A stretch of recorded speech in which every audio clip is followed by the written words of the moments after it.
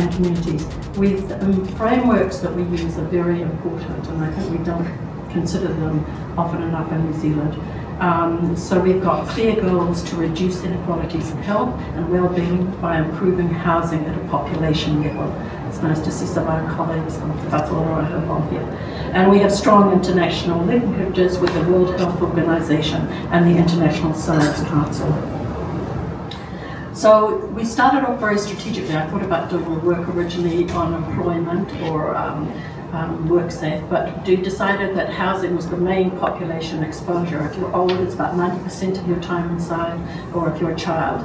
So we focused on the poor quality of existing housing, and we first of all reviewed how your housing, the indoor environment, could affect your health. And there's cascades of these things, but the ones that we focused on were respiratory conditions. We followed on from the work of the asthma research group that Philippa Howden started. And we looked at asthma and the chronic obstructive pulmonary disease, cardiovascular conditions, atrial fibrillation, and what causes strokes, and then close contact contagious diseases like rheumatic fever, meningococcal disease, TB, and COVID-19. So if you're wanting to find an environment where you can positively have an impact on all of that, things, it's housing. And we rapidly came to the understanding that rental housing was in much poorer condition than home ownership.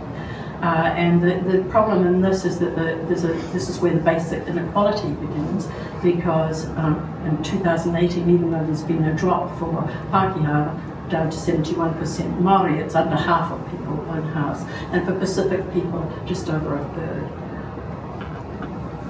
So in our research program, we have critically, we wanted to make them as robust designs as possible, so that although it's always nice to repeat things, we try to get them the most careful design that we can at the beginning. So we use randomized controlled trials, which is an area which I've done in my doctorate. And now we've moved on to the integrated data infrastructure, which I'm going to leave to Nevil to describe to you. And they're complemented by qualitative studies. So we're multidisciplinary and use many multi-methods.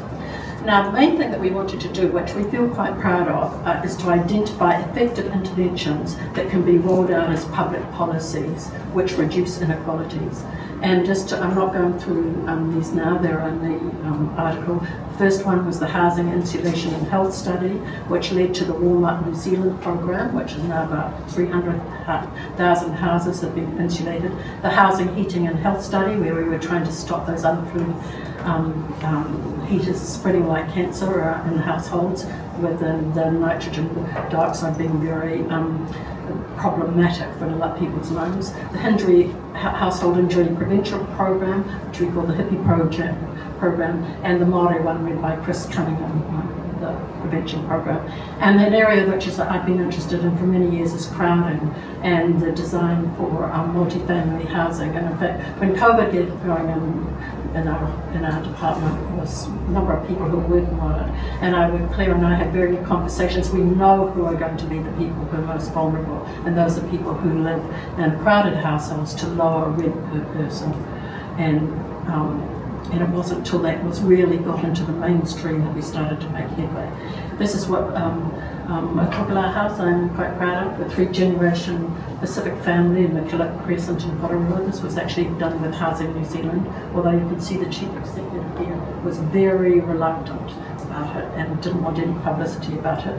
But it was an 11-bedroom household, and we're hoping that the plans were developed by a collaboration with the Tokelau community, Housing New Zealand, and our group Kaingaora, and plans are available for anyone to use, and we hope that more of them will be built. And it has space for, it has a garage, there's space for store mattresses if there's a home or that needed more people in the house in a safe way.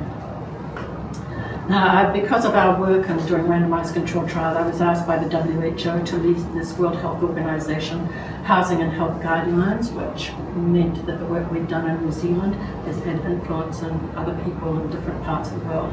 And they came up with much the same thing as we'd worked out from our work. and these are in order of importance actually. The main thing to protect your health is to not have crowded households. Not too hot, not too cold, not damp and mouldy, not polluted by the unflued gas heaters, and no hazards for fall. The other, and you can see that if you just put WHO Housing and Health Guidelines. The other framework that we've used, and I've done a lot of work in my role in the International Science Council, is looking at sustainable development goals, which seem to be almost invisible in New Zealand. But they're a very interesting way of thinking about things in a systems fashion, and particularly the area that our Sustainable Cities looks at, housing, energy, transport. They have a strong interaction effect. And if you look at the co-benefits of a policy, not just in one area and another, I know how difficult it is because I'm on the board of Kainga, or I am for a short while longer. And that is trying to work with waka kotahi and councils and things is very tricky. Benefit cost analysis should consider co-benefits, the health and well-being model. And where the health and well-being model that was developed by Treasury and the Māori one and was being used for the budget is world first. So we have an opportunity not just to look at profits, which I fear we're going to be back to looking at profits as the main thing. And it's important to evaluate policy experiments. So our research impacts, the ones that I guess we're most proud of, and a number of people in the room, like Sarah's worked for many, many years on this, is the healthy home standards, which when we realised that there were no standards for rental housing at all. Of course, there's good landlords, but there's some pretty shoddy ones. Rental housing in 2019, the government agreed to bring it in with the new government. Insulation, heating, ventilation, drought stopping, and requirement for smoke alarms. Of course, as the Lotus Lodge showed, if you're converting an old bank as it was, you don't have to have smoke alarms or fire, the foreign on things. Okay, and we've also we're now a public housing and urban regeneration program. This is our new big work. We realised I was trying to not have the usual pattern of political building houses under Labour, selling them under National, building them under Labour and selling them again. And so I was trying to use we were trying to use the wellbeing framework to show that actually if you considered a broad range of outcomes, you wouldn't sell off public housing. And that we were looking at suitability for Maori households and energy transport patterns. And this is the wellbeing framework that I've mentioned. It's well worth looking if you haven't gone in and had a look. And it does take into account long-term and distributable issues. So we're looking at carbon emissions in that. This is the public housing and urban regeneration program that we're looking at 7 different ways of providing public housing, and you'll see on the table here our first results out of it. The paper here refers to a paper that Arthur Grimes led. We did a survey across all wellbeing tenants, and including we had in Otago some private rentals as well as home ownership. And we were very, very pleased to find that people in public housing where there was stability and income-related rents felt the same kind of well-being as people who own their own home, significantly higher than people in private rental housing. Now my last slide leads on to Nevil's one, because I've talked about people in homes, but in fact people in our group, Helen Viggers and Kate Moore, and we, in a small way, we're looking at people in severe housing deprivation. This is a result of our close relationship with the Ministry of Housing and Urban Development, Kiriata Stewart and Miranda Dibblin. And so that's been very useful, and it's used in Kainga as to where we should build new houses. So in conclusion, the housing is a key determinant of well-being, social, economic, environmental and cultural. And we think it's really one of the major ways of reducing inequalities by raising standards and sustainability. We take a broad, systematic approach to co-benefits, and it's important that research underpins policy, and we hope we can continue to do so.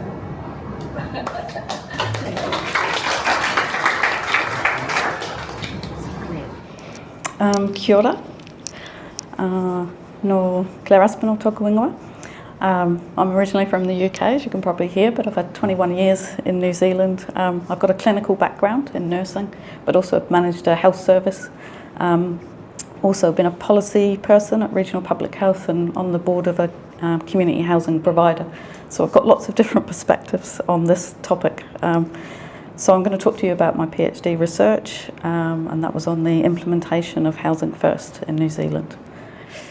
So I did a study of 4 case studies and compared them, a review of the international implementation literature, key informant interviews with government policy people, but also community agencies involved in the implementation, and a document analysis, whatever was relevant really, policy, practice, but also website and media coverage. These are the locations you might recognise. So Hamilton, Kirikiriroa, Tamaki Makaurau, Auckland, and also our very own Wellington, so Te Whanganui Atara. I looked at how Housing First has been implemented in Aotearoa, New Zealand, but also what influenced the implementation process. And that included the international evidence, but also stuff for our local context, those places, the values and beliefs of organisations, but also the actors involved in the power relationships. And then what were the challenges and the success factors during the initial implementation? And that involved, the history, and obviously the Māori cultural context, but also the resources and the alignment of the policy, practice and the evidence within the context of Te Tiriti. And it was a dynamic context. I'm talking to people who would have fully understood how much change there's been over the last few years. Wasn't funded, Housing First wasn't funded, but then in 2018 and then 19, there was a rapid increase in the funding, and that programme was 197 million, and it's probably larger than that now. Homelessness was an increasing and accelerating trend. Equity was a clear issue disproportionately impacting Māori, and also rapid introduction and upscale of policy and service delivery across all of the different programmes. That's transitional housing, emergency housing, the emergency housing special needs grant, but also sustaining tenancies, and then finally Housing First. So the macro policy context for this is obviously international. We've signed lots of agreements, the social development goals, but then also Te Tiriti o Waitangi, which ground those.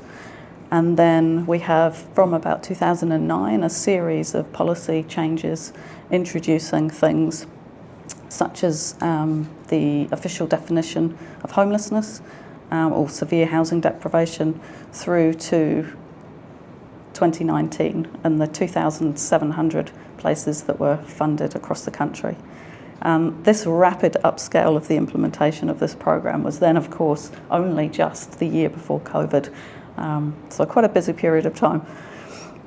So the findings show that the pre-existing challenges that existed, and these were the type and nature of the unmet needs of people experiencing homelessness and high levels of social exclusion. There were also negative consequences, which Nevil will talk about in more detail, from being homeless. There was a clear inverse care law operating across these 3 case study areas where people with the highest levels of need were not receiving the care that they needed. There were drivers of exclusion, evident at multiple levels, and that was both in the individual whānau level, but also community and more systemic levels. And of course, there were clear effects that were seen from the history of colonisation, and I've put contemporary colonialism, but also ongoing breaches of Te Tiriti, and also conservatism, and I'll explain what I mean by that a little bit more, particularly in things like attitudes to harm reduction practice. So Housing First in each case was defined by Housing First principles, but also Māori cultural principles, and they were informed by and based on these.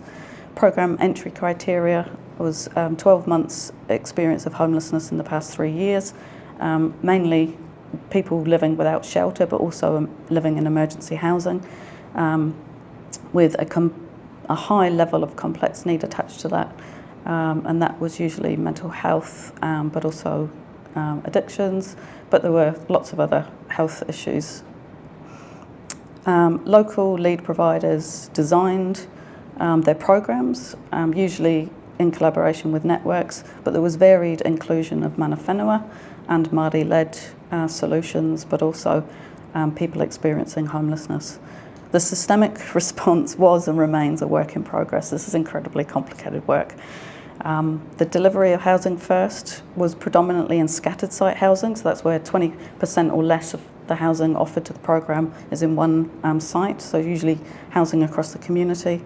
And there's more housing which is single site, so that's where more than 20% of people are in the programme, and they are beginning to be put into practice at the moment. 2023, 24, so there's already a couple in Wellington, some in Auckland, and I think there's more planned. Most of the housing was delivered indirectly via CHIPS with the support of private landlords and an income-related rent subsidy, but also some was directly delivered by Housing New Zealand or Kāinga Ora. Alternatively, the accommodation supplement and private landlords with shared housing, so boarding house style accommodation, or CHIP community housing providers provided that style of accommodation, and a lot of people were in emergency housing, which is an interim solution to more permanent housing. Consequently, the tenure security varied, but all providers offered rehousing for anyone who lost their tenancy. The support that was delivered was predominantly an intensive case management approach, and this was actually in the contract, with some multidisciplinary team-like practices. The support offered varied in intensity, and the caseloads ranged from 1 to 10 people, so that's one member of staff for 10 people in the programme, or 1 to 20, but without adequate funding and resources, it was 1 to 40. And key roles and relationships were missing, e.g. Health expertise and clinical expertise, which was critical. This group have a very high level of health need. So Housing First's initial implementation, the successes to an extent. The strength of partnerships really made a difference. Teams, networks and working across sectors, but also with iwi, Māori-led health providers and with health. New government funding and resources were critical for housing and support delivered together. And there was a renegotiation of relationships to an extent with landlords, but also based on informed by Housing First and Māori cultural principles, but very importantly, the voices of people experiencing homelessness. And the challenges were really related to the early planning and initial implementation. Māori were excluded from the initial policy decisions, which resulted in political and cultural tensions. And some of that was based on the relationships between ministry people and Māori in the local community, but it was also based on historic relationships for Māori within some of the urban environments. And there was a lack of clarity in terms and terminology, so people often talk past one another, but also incredibly narrow entry criteria to the programs. So when the policy stopped, the music stopped, a little bit like musical chairs. So when the policies were implemented, people were in housing in certain locations and they were almost locked in inflexibly to those programs, which was problematic. There were insufficient resources, particularly for coordination, but also for housing, and then for the support that was needed, and health was a large gap in some of the programs. There was limited system capacity, mainly due to the novelty of the program, but there was a clear lack of health expertise, particularly in mental health addictions, but also primary care, and a lack of strategic focus across government sectors. MHUD or MSD at the time thought that the strategic cross-government relationship stuff could come as an after part, but really it needed to be prioritised simultaneously. So despite Housing First's initial implementation, there was a clear lack of systemic recognition of the drivers of homelessness, and you could see that in the framing of the initial policy that focused on people's individual needs rather than the broader structural issues. There was a fragmentation, a lack of clarity and buy-in across government and social policy and service delivery silos remained at multiple levels, and COVID-19 sort of further highlighted some of these issues, and I'd say that some of these are still the Social Services Commissioning report recently highlights that many of these issues are still there, and there's been 2 subsequent evaluations that looked within the Housing First programme but hasn't really looked external to the wider system. Implementing Housing First and multicultural principles were really constrained in this context. But Housing First and multicultural principles can be used to create mechanisms to address these issues effectively if they're fully implemented.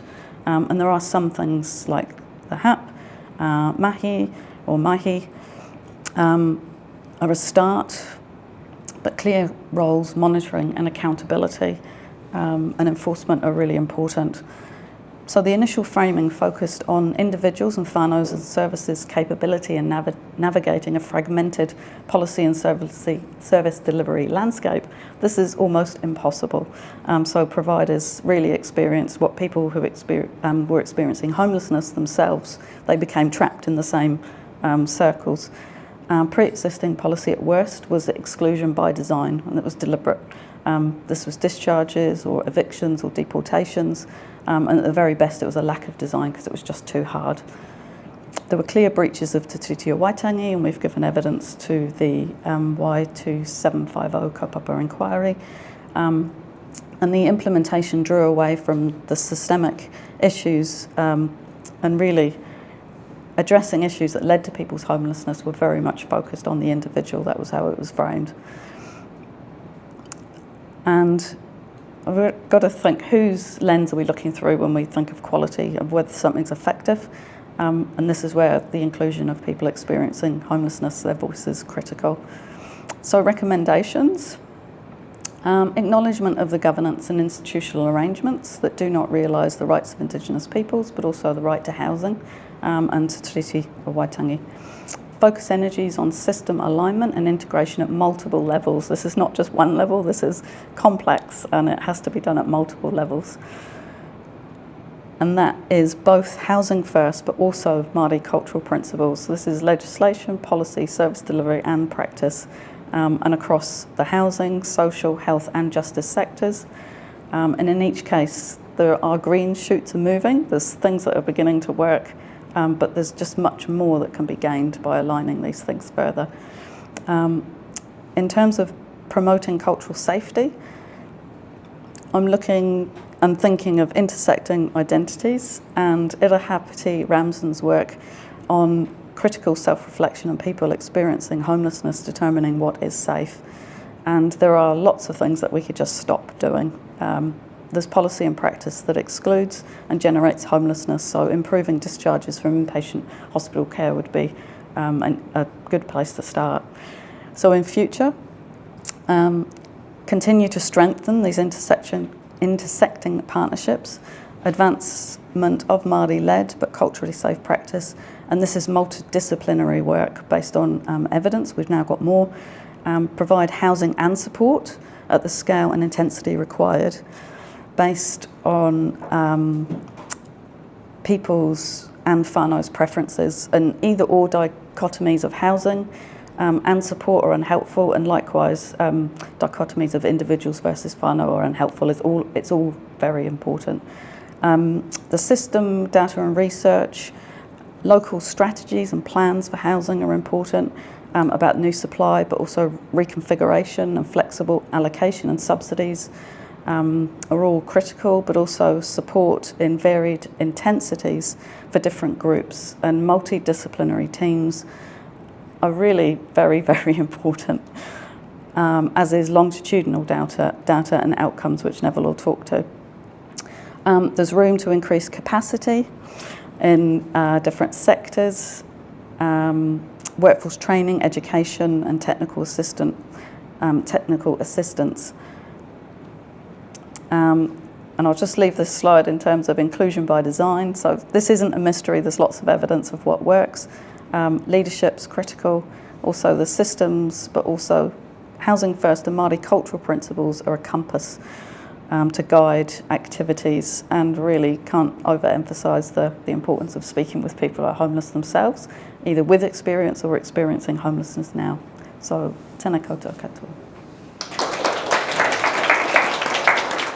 Thanks everybody. Ko Nevil Takawingwa, ko Kanakanor Te Monga, ko Shan Te Awa, and I'm Nevil. I'm glad to see so many familiar faces in the room. Actually, it's really nice to see a lot of people gathered from a lot of the different groups we're at, where we try and talk about evidence and getting policy together. So hopefully we can have a discussion together, or this prompts some discussion, and certainly we want to reflect on, is this a useful way of presenting some of our findings. I came to New Zealand, originally I'm Irish, and I came to New Zealand 18 years ago now, which is a long time, I'm getting older. But I've been doing housing research the whole time, and I'm quite passionate about it. And originally I'm a statistician and did statistical theory and design.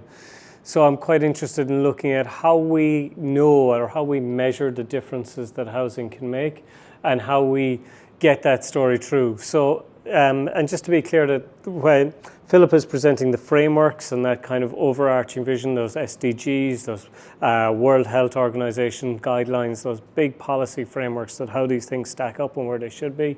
And Clare was talking about on-the-ground implementation and how we get these things across the line, how we get them working as best we can, because those are very, very important. And particularly in Clare's talk came across the importance of talking to those who are experiencing it, or experiencing our services themselves, or need to be experiencing their service, because that's the most important story.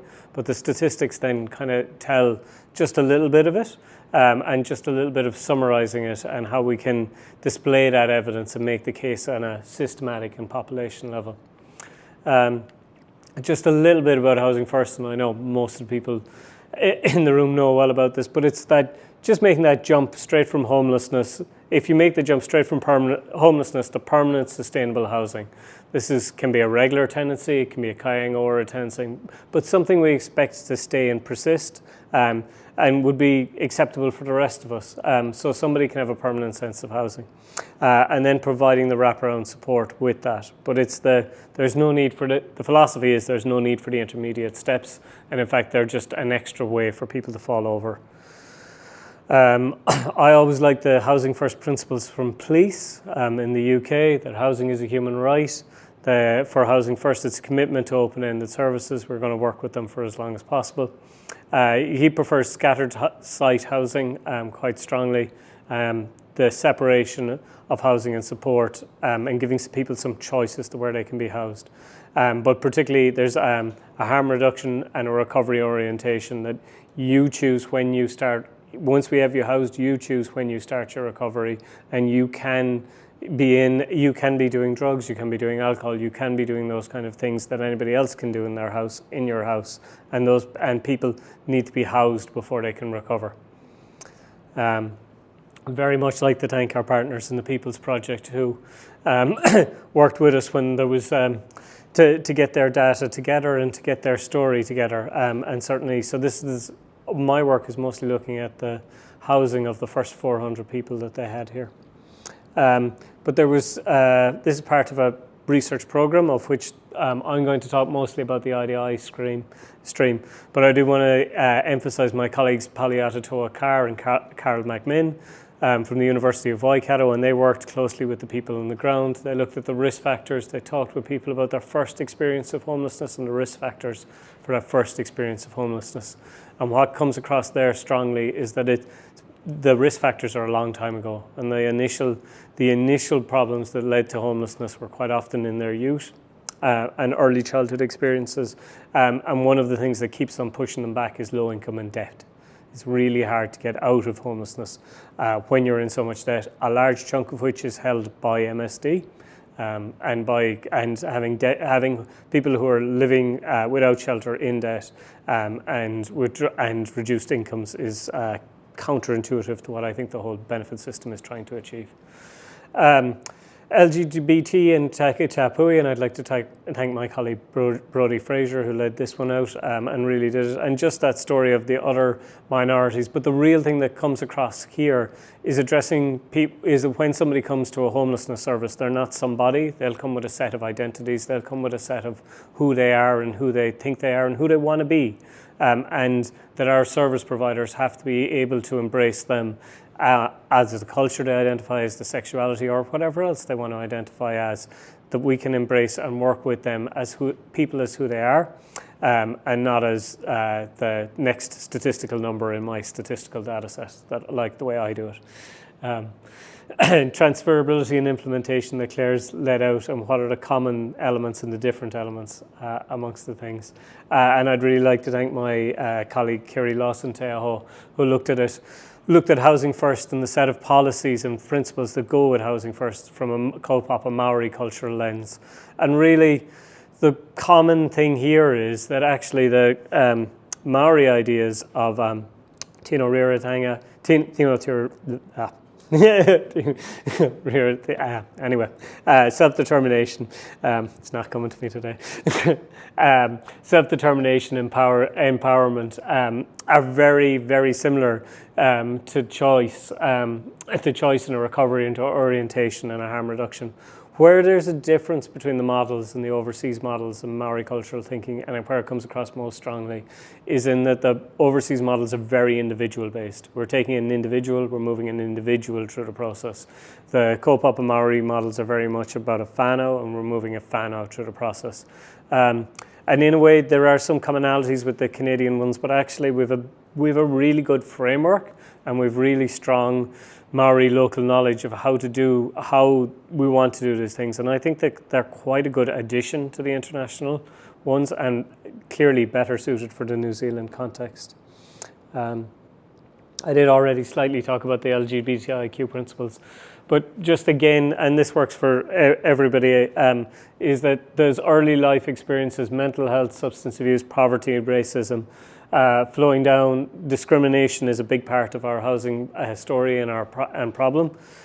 We have a private rental market where there is no or very little enforcement of active and overt discrimination, and nearly none of any minor scale or inadvertent discrimination. Foster care families, sexual abuse all play a story, and then it looks slightly different, particularly for the LGBTI community, that story of survival sex and sex work.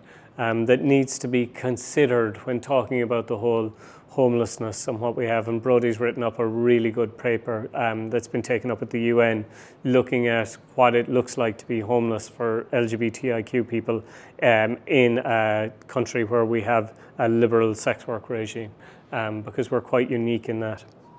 But I'll refer you to their paper to have a look at that. So the IDI process, this is actually quite easy to do if you do it early and do it well, and you give yourself an awful lot of time. So it was working early with the People's Project. We really collected, made sure we had everybody's NHI as an identifier. Consent obtained, and when I first broached this problem, I thought, oh, this is going to be tricky. I'm trying to talk to people with mental health, homelessness, drug and substance issues who are homeless about, hang on, can I access all your data for all time, forever? And actually, I always remember the first person I was talking to about it, and I said, hey, I want to look at all the forms you've ever signed that are on government, and I want permission to do this. And he said, oh gosh, please. I've filled out so many forms for in the government for everybody, where what's my name, and it's all lost. It's never there the next time I go from the doctor to the hospital and I fill out the same thing again. Then I go to MSD to go back to the form and I have to fill out. And he's like, I really want that story to be told. And that was really common. We didn't have a problem getting consent, and very obvious explaining the consent. Early engagement with stats, because I knew this was going to be a bit of a push, and telling them in advance what we're trying to do, and actually they were really good about it and could see the need. And I'd like to acknowledge the Social Wellbeing Agency, who are trying to use this somewhat as a model, and sometimes in how difficult your job can be, Penny, in some situations to get this, but also the long time period that's necessary to see a project at the start and to talk with people and get permission for what are going to be 5-year outcomes 5 years later. And I'd also like to acknowledge the Healthy Homes initiatives and some of the work being led out of the Ministry of Health there, where we've done this too for a much bigger cohort of people. So this is the story of this is the statistical story of the 390 people who were first housed by the People's Project. They have a few things in common, or a few unusual things with the international literature. New Zealand's homeless population is 50-50. We've achieved equality in homelessness by gender. I'm not too sure that that's what we were aiming for, but it is one of the areas we're particularly equal, whereas most places, and thinking of the Irish context, have a strong emphasis on housing females first. In New Zealand, we're much more egalitarian about who can be homeless. We also have a large, our homeless population is largely working age. We have a huge overrepresentation of Maori. 73% of this population are Maori, 2/3 of the homeless population are Maori. There's a massive overrepresentation. Just to point out that the first thing I was asked and the first grant I got on this, and our overall grant, was on a hard-to-reach population, which from the quote of the research grant was defined as people in gangs, people with criminal connections, Maori, Pacific, and female. Was any one of the above, which my thought was that's easily the majority of your entire population. So it's not a really good definition of hard to reach. But anyway, looking at homeless people with substance abuse and mental health problems in the streets of Hamilton, who are homeless in Hamilton, they are more identifiable. They are easier to identify in the government data set. There are 99.2% of them were with their NHIs were in the health data set. They're much more, compared to 96.2 of the estimated residence population. They're much, much more likely to appear in the justice data set, and they're even more likely to appear in the social development and tax data sets. So we know who these people are. They are visible and a part of our story. Overall, these 390 people had in the 15 years that led up to them being sleeping rough on the streets of Hamilton, had 200,000 interactions with government services that were on the IDI. That's 390 people with 200,000 interactions with government services, and the classification hard to reach, I think, is entirely inappropriate. This is typical. This is the MSD, not to pick on anything in particular, but MSD, because they're always handy to pick on. This is the 15 years beforehand for the Housing First population and for the general population, and you can clearly see that light grey bar at each point in time they're vastly more likely to be on the main benefit assistance, and that's 15 years before they were. For the hospitalizations, they were over, in the 5 years beforehand, they were over 3 times as likely to be on the IDI, and the mental health, we were able to find them at 25 times the rate. Police and justice, they're on about 20 times the rate, and for social development, they're more likely to appear. Not in the wages, there's quite a substantial number receiving wages and salaries at some point in time in the 5 years before baseline, but they are there and they are appearing consistently and across the government data sets. This group of people with very high needs are very identifiable. So then 5 years after, looking at the 5 years after, the 5 years before and comparing it to the 5 years after, there's a 44, actually this is the year before and the 5th year after. What happened 5 years later after the People's Project housed people? There's a 44% reduction in all-cause hospitalizations, or 11% likely to have less likely to have ACC claims.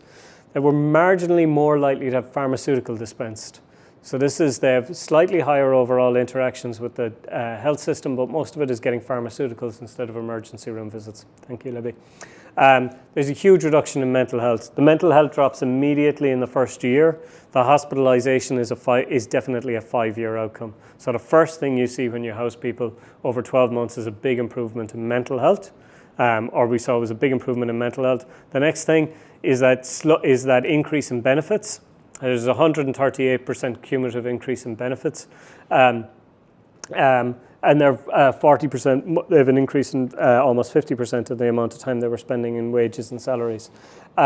So you get that the first thing that improves in mental health. Then there was that ability to get on the right income, which was driven firstly by benefits, and then secondly by people finding their way back into employment. And then finally, we start seeing a change in their health usage at 5 years later. So it's quite a long period of time, and these people are still at very high levels of needs. Thank you, Libby, who's given me a stop sign. Just flying through this, homelessness is a systems failure. We're very visible, but Housing First does work, and it worked for the entire cohort. In fact, some of the outcomes were better when stratified by Maori. Housing, and it's a mental health-led recovery. I'm going to skip over this. This is the Stats New Zealand disclaimer.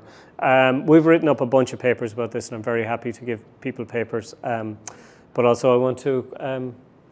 So walking back, so we can learn a lot by looking at what people's past history was, where we didn't identify people, where we could have identified people. And that was really a lot of the work out of Waikato, is that actually there were a lot of triggers in that. If you look back 15 or 20 years as to why somebody was homeless, there's a lot of missed points of intervention, and we can do better about that when we're trying to plan out future policy and what we're currently doing. This work was used as an exemplar of what you can do in the wellbeing budget, and it's very much on frame. It's been picked up by a number of people here in various policies and quoted.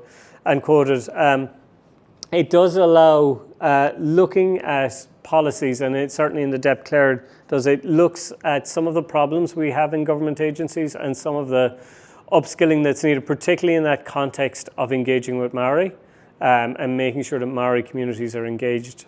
I'd like to thank the people who authored the Homelessness Action Plan. Some of that is really good, and you can really see that's really leading in the right direction. And as Clare noted, the Waitangi Tribunal have used our evidence for the homelessness and housing claim. And the UN Special Rapporteur and the European Homelessness Journal have both picked up the examples of how we can use New Zealand data and New Zealand systems are quite good. And we do have some real advantages here when thinking in a systems way. Particularly around the IDI data, but also we're reasonably small. I know it seems very complicated to get everybody talking together and to get the agencies lined up, but it's actually, New Zealand is reasonably small. We have a reasonably small system of policy and a reasonably small number of people who are doing it. So getting systems change here is easier. We always talk with David Jacobs in the States, who leads up a lot of their housing work, and the comparison between the number of people you have to convince and talk to in New Zealand to get everybody talking together versus to get a federal policy in the States, there is no comparison. And we do have a lot of advantages, and we can and should do better. So hopefully we can do that. Okay, there we go. So I guess one of the points, one of the points that came strongly out of talking to people was the abuse in families and Orang and Tamariki and their journey. There was their journey or lack of journey to Orang and Tamariki. There needed to be somebody to intervene in their early childhood, and where there was interventions that didn't work, and where there needed to be interventions, some of those didn't happen. And that was quite grim, to be honest with you. The other thing is that some of our systems that should record homelessness, and here particularly the health system has codes for homelessness but isn't using them.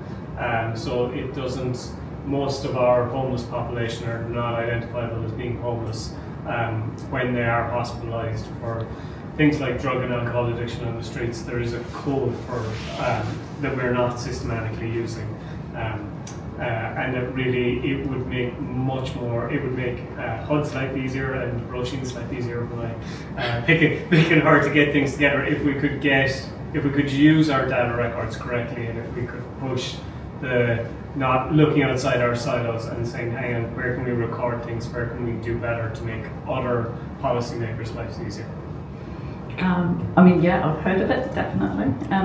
We're putting in a HRC application, and Sarah, who's sitting in the back of the room, is going to lead a program if we do get funded to do that, and that will work with groups within that.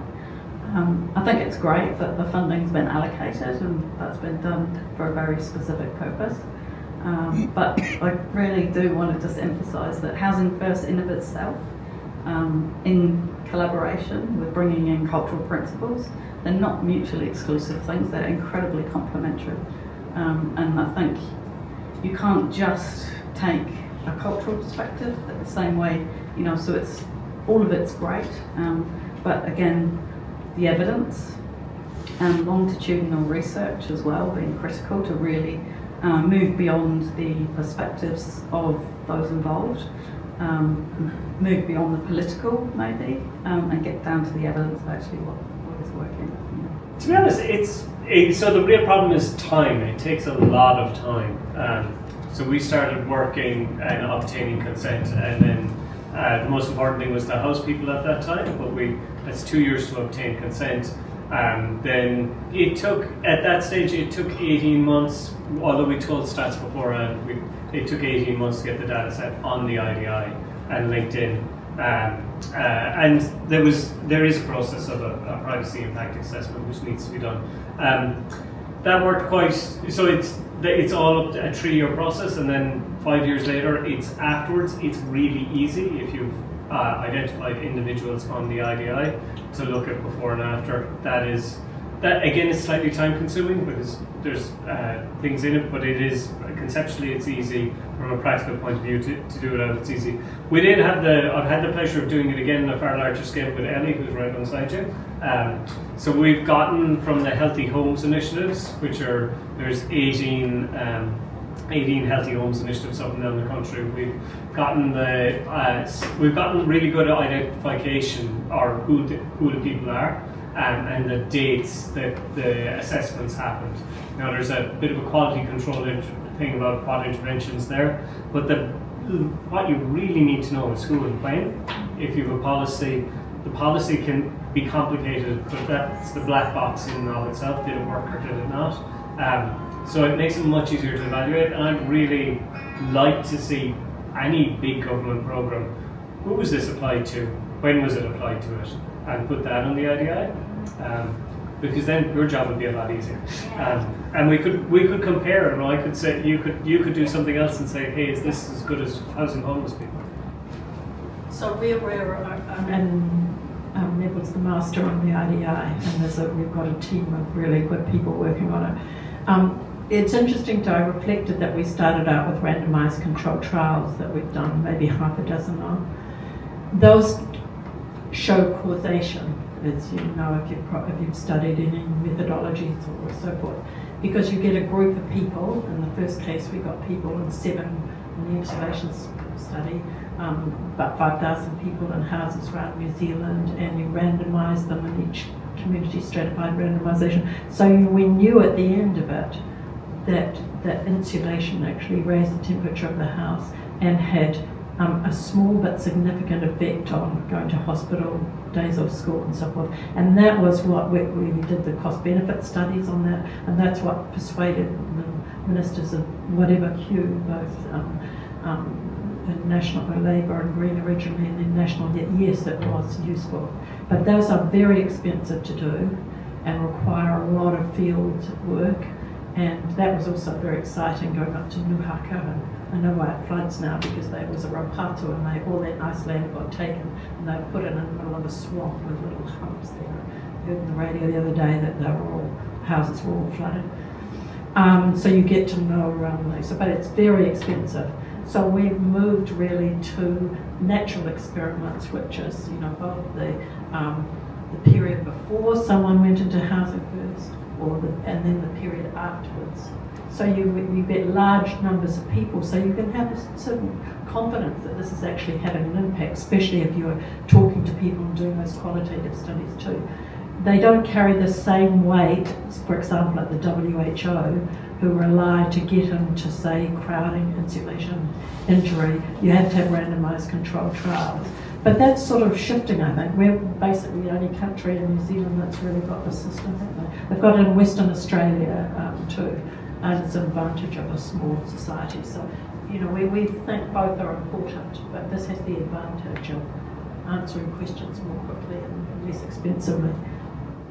So I guess the one thing that you keep on coming back to, and Housing First is changing and has been changing the whole time, so I'm kind of reporting what the impact of a Housing First programme done 5 years ago was. So I'm conscious of that, and I do get some good, honest pushback around that it has changed. The first point was that some of our things, and when we first reported the results, particularly the 1 year result, we had no change in hospitalisations. And that was a challenge for people. It was a challenge. It was unexpected for me. We were out of step with the international literature, and I looked at it more. It did match what people on the ground were saying. There was a huge amount of unmet need, and that people had more complicated things. So that when they had somebody well enough that they could make an appointment and show up at the hospital system 2 or 3 times, they were then getting hospitalised more often, and they were more likely to make their appointments. So that was leading to greater hospitalisations over that 2-year period, which made sense, but wasn't the greatest story because it's the biggest expense by far in the bit. So in the piece, so it is a challenge, but actually doing and that's, I guess I'd emphasise the importance of doing the qualitative and the quantitative together, to talk to people and to know their stories. Hey, does this make sense to you? That on the ground we see this huge drop off in mental health, particularly residential mental health usage, and we see nothing at all for hospitalisations. In fact, the first year went up 1.5%, if I remember correctly. And that I strongly agreed with when we talked to the community workers around it. They said, yeah, that's it. You don't put somebody in residential mental health anymore because they have a place to go. And if they're happy enough not to be putting them in for that. But the hospitalisation and the corrections have an inbuilt 2-year lag in them, in those systems. That things that happened 2 years ago and getting them sorted out, if you get somebody's life sorted out, you will probably get more interaction with those 2 services as they go through. So yeah, as a statistician, I was like, oh, that's not what I expected. But then we went to talk to people, and they were like, yeah, no, that makes sense. So it's but it is really good to have that double check and to say, hey, yeah, this is different to the international literature. How did that happen?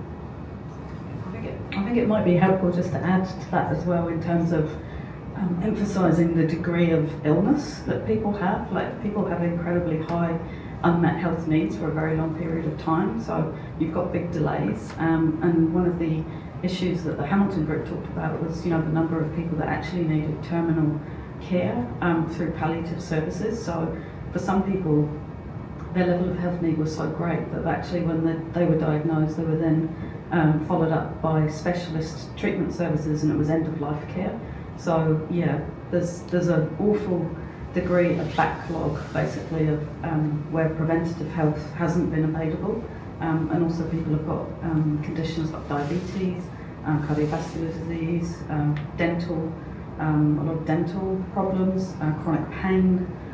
So yeah, I think it's the extent, and you can see that by the number of the cohort that actually passed away and weren't in that. So yeah, it's just to emphasise that this is a group that have got incredibly high health needs, which is why the multidisciplinary team is so important.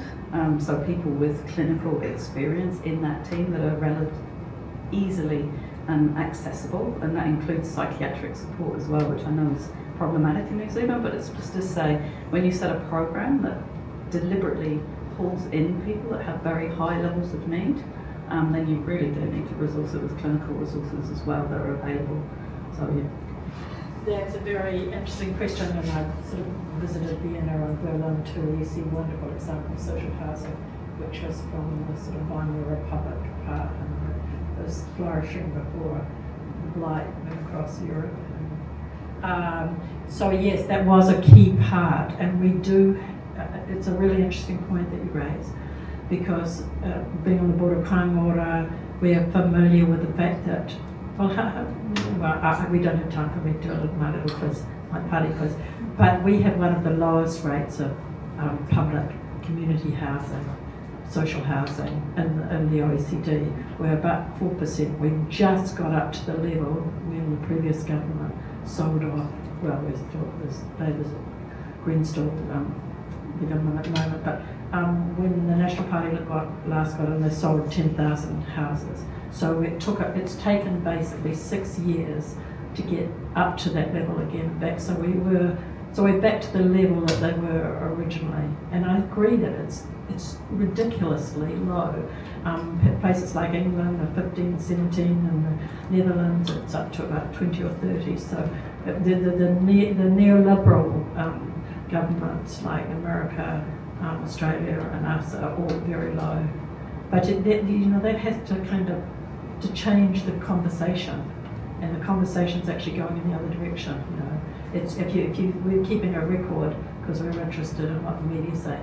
that you have almost no positive stories about Kainora. You've got a person did this or a person did that, and so it's generally a kind of they're othering people in social housing rather than saying there are people who for one reason or another need good warm housing that they can't afford in public housing. So I absolutely agree, and it would be great to have a campaign about that, about why are we so low. Even in the countries that were all bombed during the war, they filled public housing, as one of their first priorities after.